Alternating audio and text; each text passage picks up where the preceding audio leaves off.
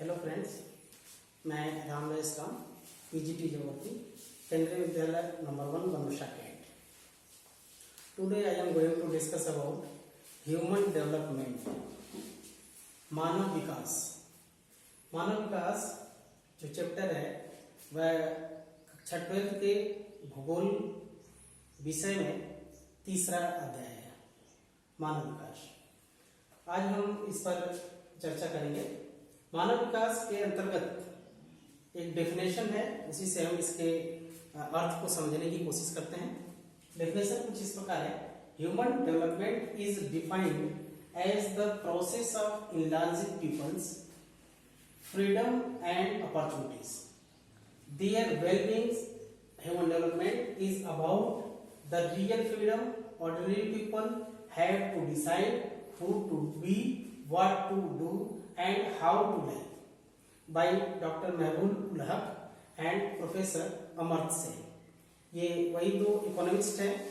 महबूब उल हक पाकिस्तान के इकोनॉमिस्ट हैं जो 1970 से लेकर के 1982 तक वर्ल्ड बैंक में प्लानिंग के डायरेक्टर थे, पॉलिसी प्लानिंग के। और प्रोफेसर अमर्त्य सेन भारतीय इकोनॉमिस्ट जिन्हें 1998 में नोबेल पुरस्कार दिया गया था। तो इस तरीके से इन्होंने जो डेफिनेशन दी उसमें मेन रूप से यही है कि मानव विकास एक प्रोसेस है। इस प्रोसेस में जो किसी भी देश के रहने वाले लोग कितना स्वतंत्र हैं, अपनी अपॉर्चुनिटी जो उनको अवसर मिलता है उसका उपयोग कितना कर पाते हैं, कितने ढंग से, और उनके कल्याण के लिए वो क्या क्या कर सकते हैं, ये सारी चीजें इसके अंतर्गत रखी गई। इसका मतलब ये हुआ कि किसी देश के सामान्य से सामान्य नागरिक अपने लिए, अपने जीने के लिए, अपने देश के लिए स्वतंत्र रूप से क्या कर सकते हैं, यह मानव विकास के अंतर्गत रखा गया। इस कॉन्सेप्ट के बाद, इस मीनिंग के बाद हम थोड़ा सा देखते हैं कि मानव विकास को वर्ल्ड किस तरीके से देखता है।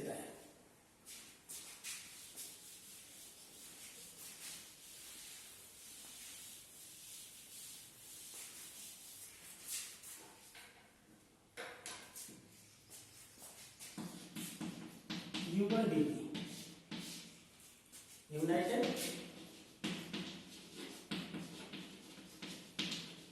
नेशन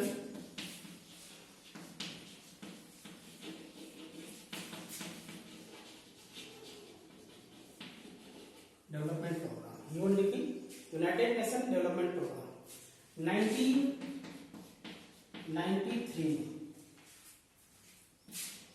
इन्होंने HDR प्रस्तुत किया, first SDR। SDR means human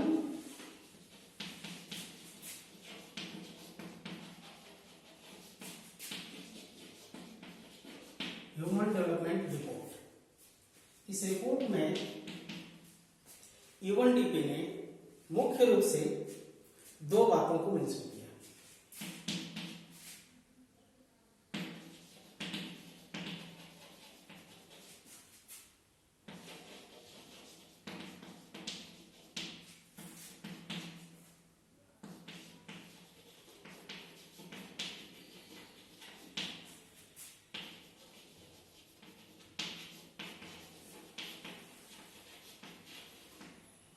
दो चीजें, मिनिमम कंडीशन और development around the people. Minimum condition के अंतर्गत फिर दो बातें हैं।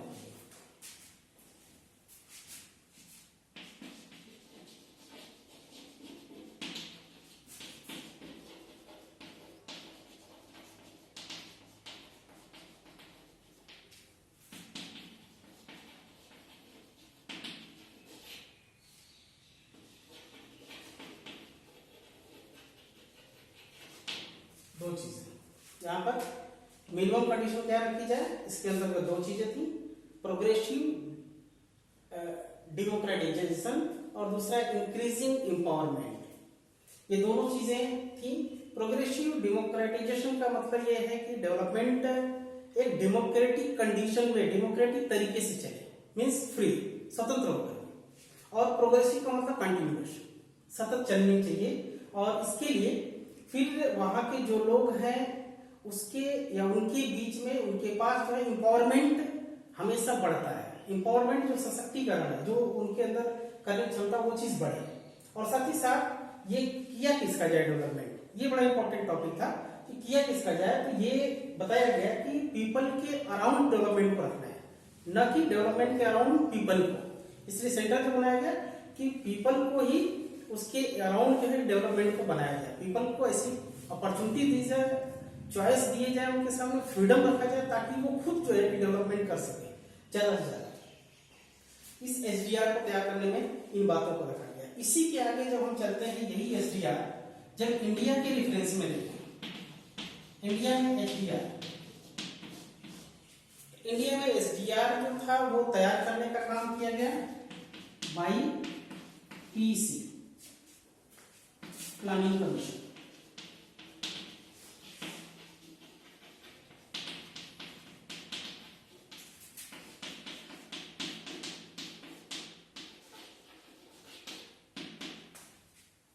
पीसी प्लानिंग कमीशन जो आज नीति आयोग के नाम से जाना जाता है। प्लानिंग कमीशन ने एसडीआर तैयार करने में जो पॉइंट लिए, जो इंडिकेटर्स लिए, उसको हम लोग ह्यूमन डेवलपमेंट इंडिकेटर्स के नाम से जानते हैं। और इस इंडिकेटर्स में पीसी प्लानिंग कमीशन ने 3 इंडिकेटर्स लिए। पहला था इकोनॉमिक, दूसरा है हेल्थ और तीसरा सोशल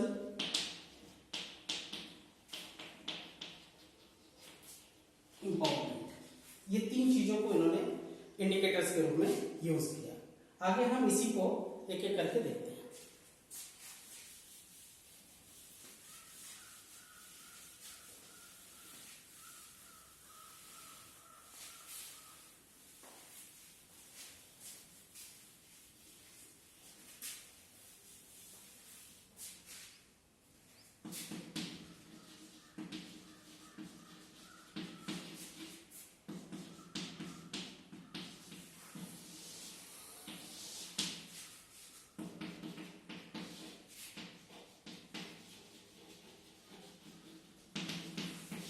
इकोनॉमिक इंडिकेटर्स। पहला है इकोनॉमिक इंडिकेटर्स। इकोनॉमिक इंडिकेटर्स के कुछ पॉइंट्स हम देख लेते हैं। इसके अंतर्गत हमें 3 चीजों को देखना है। रिसोर्स बेस, पहला है रिसोर्स बेस, दूसरा है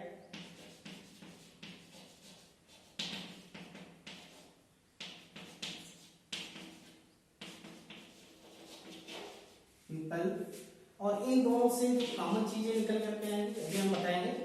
GNP and per capita income. तीसरी चीज है पर कैपिटा इनकम, एक्सपेंडिचर। चौथा है एम्प्लॉयमेंट, पांचवा है बीपीएल।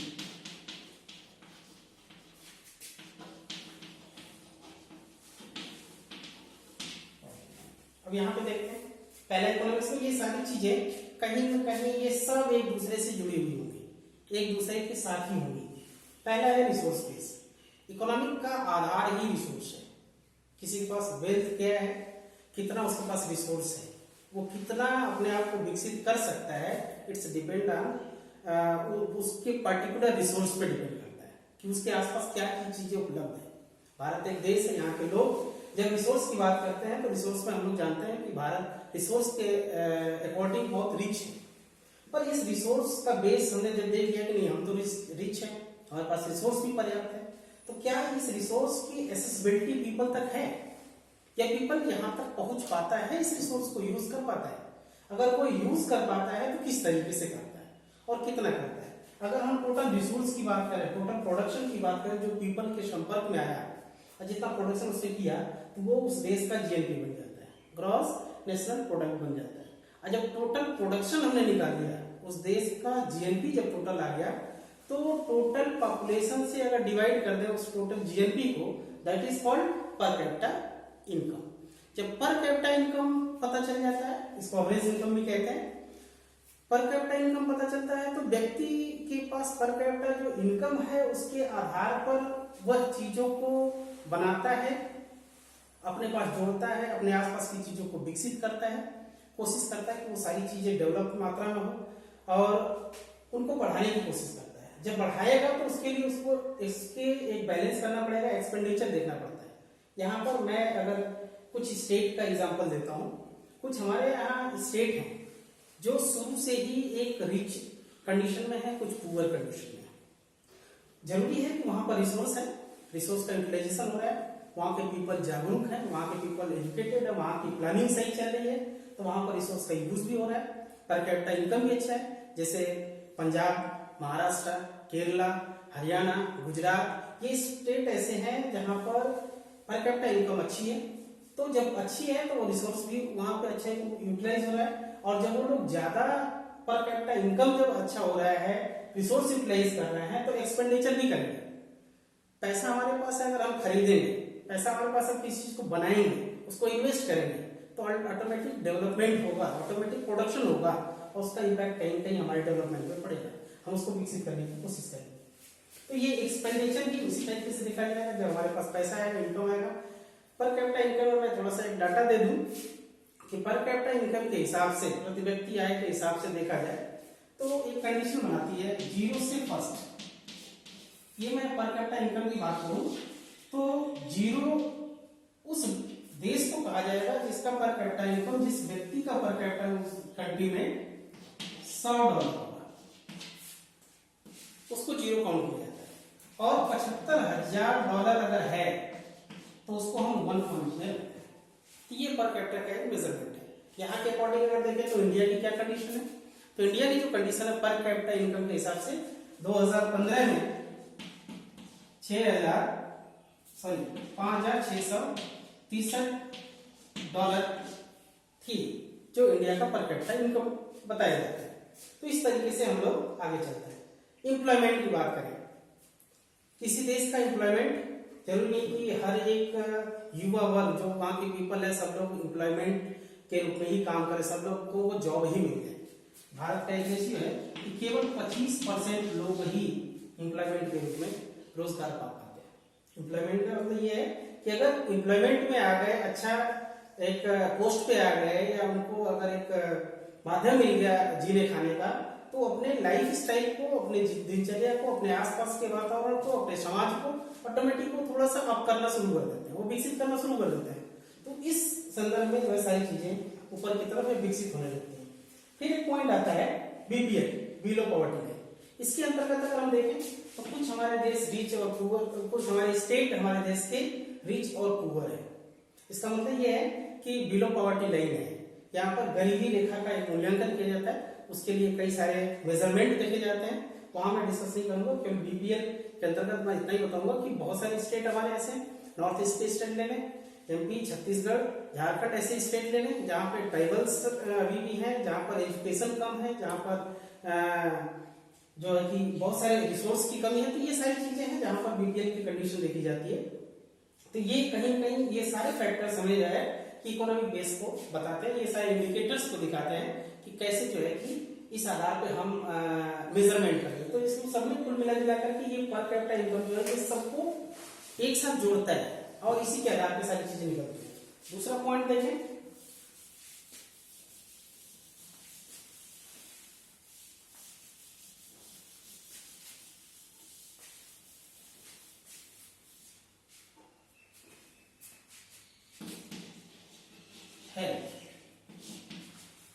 हेल्थ सेकंड पॉइंट है।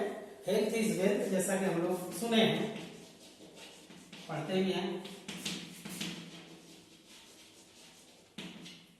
इसी कोटेशन से आपको लेके चलते हैं। हेल्थ इज वेल्थ, स्वास्थ्य ही धन है। स्वास्थ्य धन क्यों कहा गया है? क्योंकि व्यक्ति अगर स्वस्थ नहीं है तो वो कुछ भी चीजें जो करना चाहता है, जितना करना चाहता है उतना कर नहीं सकता। एक रेफरेंस में देता हूं कि अगर व्यक्ति स्वस्थ है तो वो एक जहां लोअर लिमिट होती है वर्किंग की 14 ईयर्स या 15 ईयर्स से लेकर के 59 या 60 ईयर्स, अगर वो हेल्दी है तो 60 ईयर बॉन्ड नहीं है उसके लिए, 70 ईयर्स 80 ईयर्स तक वो काम कर सकता है। वो उस देश के इकोनॉमी में, उस देश के प्रोडक्शन में, अपने आसपास के चीजों में उसका वो जो है कि इम्पोर्टेंट होता है, वो रोल अपना निभा सकता है। उसी तरीके से ये देख सकते हैं, अगर व्यक्ति हेल्दी है तो उसको जो है कि अपने कमाई का या अपने आसपास के रिसोर्स का, जो उसके पास मटेरियल जो चीजें उसके पास उपलब्ध है, उसका बहुत कम हिस्सा जो है कि उसके बीमारी पर या उन चीजों पर खर्च करना पड़ता है। इसका मतलब यह है कि इसीलिए हेल्थ को वेल्थ के रूप में रखा गया कि ये अगर संचित है, वर्किंग आवर ज्यादा काम कर सकता है, स्ट्रॉन्ग तरीके से काम कर सकता है, ये सारी चीजें इसलिए हेल्थ के लिए जानी जाती है। पर इसका मूल्यांकन कैसे करेंगे, इसके लिए बहुत इंपॉर्टेंट चीजें दी गई, मेडिकल फैसिलिटीज।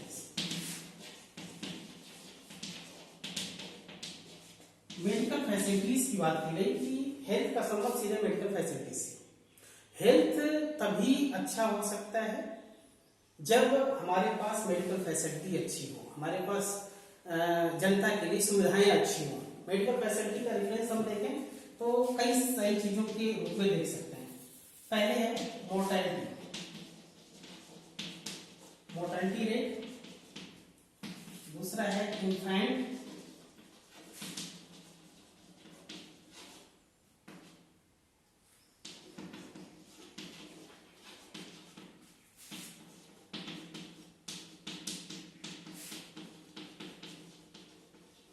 Life expectancy. ये तीन एस्पेक्ट हम इसका देखेंगे। मोर्टेलिटी रेट, मृत्यु दर, मरने की कंडीशन क्या है या कैसे किस करने, तो हम यहाँ पे दो डाटा यहाँ देखेंगे। हेल्थ फैसिलिटी को हम देखते हैं दो तरीके से, 1951 और 1999। यहाँ पे डाटा के अनुसार हम इसको एनालाइज करेंगे कि मेडिकल फैसिलिटी जब बढ़ती गई, हमारे पास आसपास की चीजें जब डेवलप होने लगी, मेडिकल फैसिलिटी अच्छी होने लगी, तो उसका इन पर क्या प्रभाव पड़ा। इससे पता चलता है कि हमारा पोटेंशियल या हमारा जो है कि योगदान कैसे वहां पर। मोर्टेलिटी रेट जो थी 1951 में 25%, जितने लोग होते थे उसका 25% डेथ कर जाते थे, क्योंकि हमारे पास मेडिकल फैसिलिटीज नहीं थी अच्छी। लेकिन 99 तक आते आते 8.6 लेडी इतना जो है कि कम हुआ, इसका मतलब कि हमारे पास मेडिकल फैसिलिटीज बढ़ी। दूसरी इन्फेंट मोर्टेलिटी रेट की बात करें तो 148 पर्सन्स पर 1000 मेल फीमेल की बात की जाती है, पर 1000 पे 148 जो है मोर्टेलिटी रेट थी 1951 में, जो घट करके 1000 पे 70, सीधे आधा से भी कम। इसका मतलब यह है कि हमारे पास मेडिकल फैसिलिटीज, इक्विपमेंट्स बढ़े और हम जो है कि पॉजिटिव तरीके से चलने लगे। तीसरा लाइफ एक्सपेक्टेंसी। लाइफ एक्सपेक्टेंसी का मतलब कि जीने की जो एवरेज एज होती है, एवरेज एज को हम अगर बता दें यहाँ पर डाटा में, अगर कोई व्यक्ति 85 साल जीता है तो उसको हम फर्स्ट रखते हैं, और कोई व्यक्ति 20 साल जीता है तो उसको हम जीरो रखते हैं। तो जीरो से फर्स्ट तक की जो कंडीशन है वो एवरेज में ये होता है, 0 से 1 तक देखा जाता है।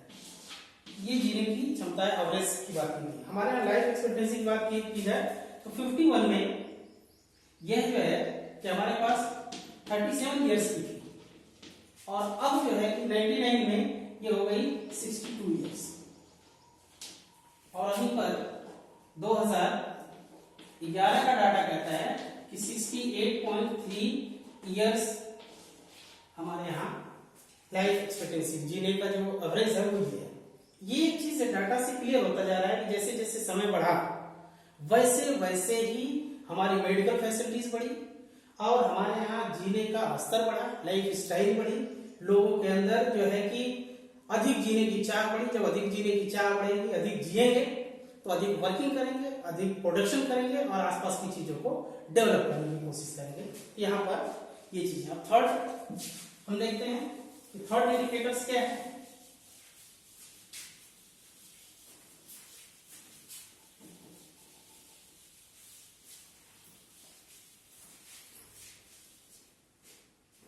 थर्ड इंडिकेटर्स सी सोशल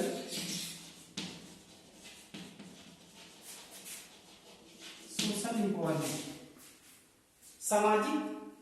सोशल इम्प्लॉयमेंट, सामाजिक जो है कि सशक्तिकरण। हमारा समाज कैसे सशक्त होगा, हमारे लोग कैसे सशक्त होंगे, उनके अंदर विल पावर कैसे डेवलप होगा कि मैं ये कर सकता हूँ, मैं ये करूंगा, मैं इतना कर सकता हूँ। ये सशक्तिकरण का एक बहुत बड़ा एग्जाम्पल है। ये हमारे लिए है इम्पोर्टेंट, क्योंकि आज की जो जनरेशन है, जो ह्यूमन बीइंग है, उसकी लाइफ स्टाइल और जो चीजें ये हमने ऊपर हेल्थ और वो रिसोर्स की बात की, वो सारी चीजें डिपेंड करती है कि उसका विल पावर कैसा है, उसका विजन क्या है, सोच क्या है, अपने आसपास की चीजों से कैसे वो एडजस्टमेंट कर रहा है। अगर ये चीजें समझ लिया तो वो सोशल एम्पावरमेंट के अंतर्गत देखा जा सकता है। इसके अंतर्गत एक दो चीजें जो रखी गई, पहला है फ्रीडम। फ्रीडम में दूसरा है एजुकेशन।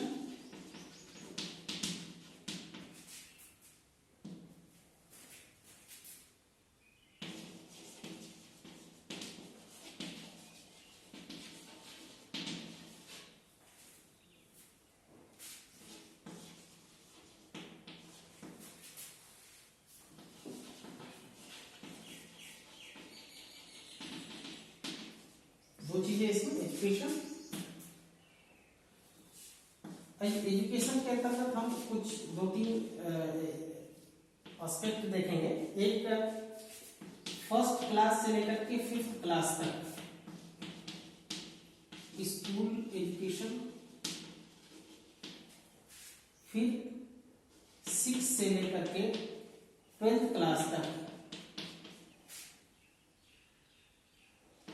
स्कूल एजुकेशन, और 12th से ऊपर हायर क्लास। ये कुछ थोड़ा सा उसमें देखेंगे।